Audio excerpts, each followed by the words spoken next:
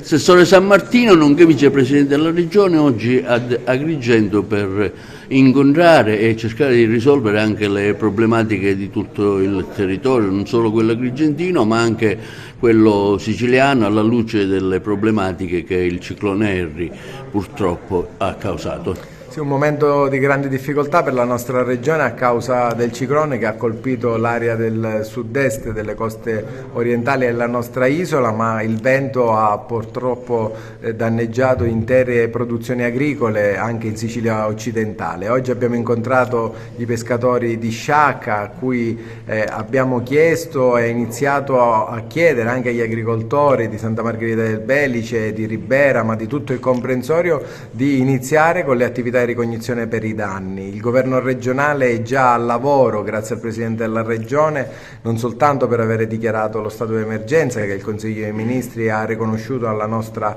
terra per questo momento di grande difficoltà, ma ha iniziato a mettere le prime risorse col bilancio della Regione. 90 milioni di euro sono stati in questi giorni approvati sia dal Parlamento che dalla Giunta regionale, aiuti che arriveranno al comparto dell'agricoltura ovviamente e della pesca, ma il pensiero va ovviamente ai balneari, a tutti coloro i quali hanno perso la propria attività lavorativa e imprenditoriale. È un momento di grande sofferenza per alcune zone della nostra regione, ma si sente la vicinanza del governo della regione e del governo nazionale che dalla Presidenza del Consiglio dei Ministri e dalla nostra squadra di governo stanno lavorando per migliorare nei tempi e nei modi l'erogazione degli aiuti, ma soprattutto per iniziare a pensare alla ricostruzione. Sono giorni complicati per il governo, ma registriamo non soltanto la grande capacità della protezione civile regionale, ma anche la capacità dei sindaci di aver risposto a questo imminente danno creato dalla natura. E poi un pensiero va alle comunità siciliane che hanno dimostrato di essere solidali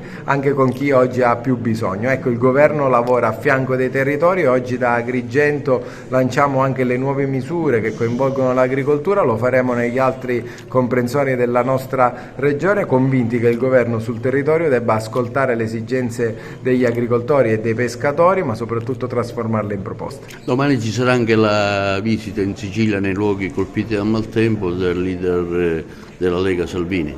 Domani il vice premier Salvini, ministro delle infrastrutture, si recherà nei luoghi colpiti dal ciclone Henry per constatare con i propri occhi i danni alle infrastrutture, alle strutture portuali che il ciclone ha creato. Sono certo che non mancherà nel brevissimo anche la sua visita alla comunità niscemese, a cui va ovviamente un abbraccio da parte del governo della regione. In queste ore il governo regionale e nazionale stanno guardando con grande attenzione a quello che è un fenomeno tutto da decifrare che sta coinvolgendo gli amici di Niscemi, e un grazie va al sindaco Massimiliano Conti per come sta affrontando questo momento davvero difficile per la propria comunità. Il primo pensiero del governo Schifani è stato ovviamente agli sfollati per mandare aiuti, ma soprattutto per ridare nel più breve tempo possibile una soluzione a chi dalla propria casa si è dovuto allontanare. La vicinanza del ministro Salvini e del governo nazionale testimoniano non soltanto il grande momento di difficoltà che la nostra regione sta vivendo, ma l'attenzione di un governo